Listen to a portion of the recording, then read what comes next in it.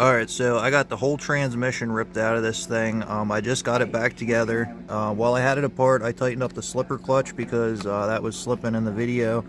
Um, Also, the dig feature wasn't working quite right. As you saw in the video, sometimes the rear wheels wouldn't be engaged, and they were supposed to be. So I don't use dig that much, and I have two other ones that have dig, and I never use it. So I like the fact that you can switch this around in here and have rear wheel drive, four wheel drive, and front wheel drive. So I think that's really cool. And you can mess around, fishtail it and everything in two wheel drive with the rear end locked.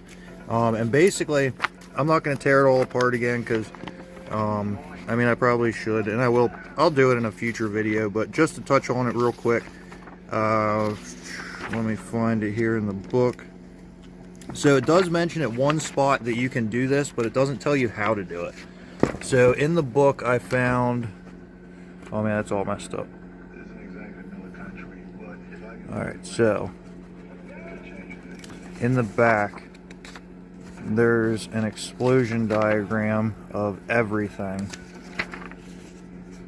The axles, the chassis. Alright, so here in the transmission, basically this is the explosion view. And like I said, we tightened up the slipper clutch. And then up in here, this is the 2-speed setup. So that's how the 2-speed works. And then you have your shift fork for that. That runs off the 1 servo.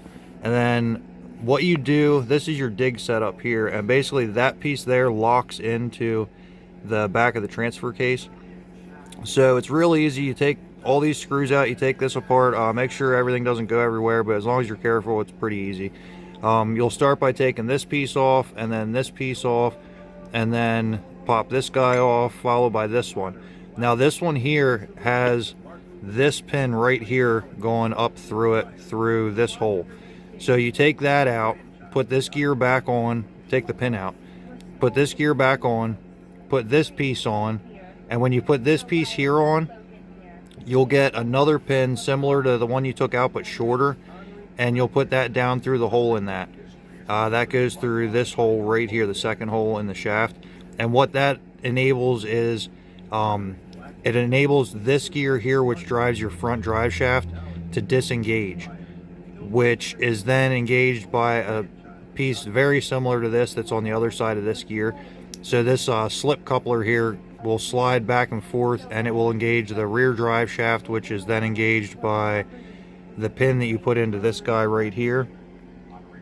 So basically the pin you're putting in there is replacing this other pin in this one and allowing it to direct power to the rear drive shaft only. Once you get it apart, you'll see what I mean, but it's real simple. Rather than me keep rambling and making it really confusing for you, all you do is you take that stuff apart. Once you get in there, you pop the pin out of that one right there, and then put that back together without the pin in it. Put a shorter pin in this guy right here, and flip this one around so the sprocket side is facing towards the front of the transmission, and then continue to put everything back together. Make sure you get your fork and everything back on there. Make sure you flip this around so that it's not facing the wrong direction, because that is hooked to the sprocket deal. So like I said, I'll do another video where I actually tear it apart again, but if you watch that a couple times, you should be able to get it. And once you tear it apart, you'll see what I'm talking about. And that enables you to run rear wheel drive. So donuts, fishtailing, I just like it because it's more realistic that way. And like I said, I'd never use dig.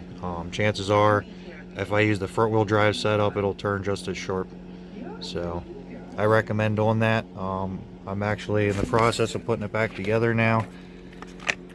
And as soon as I get it back together, we are going to try it out. Go blow some donuts in the sand. Check it out though.